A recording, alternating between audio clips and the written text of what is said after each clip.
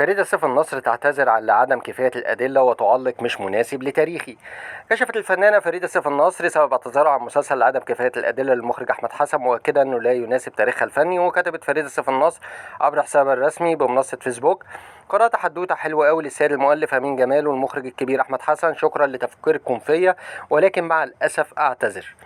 وردت فريدة على تعليقات الجمهور عن سبب اعتذارها، حيث قالت: مش مناسب لسني ولا تاريخي ولا احترام النفسي وليكم. كما قالت: معلش يا شيمو، لكن مش سني ولا قوة أعمالي وهم بيستهبلوا بلا قلة قيمة.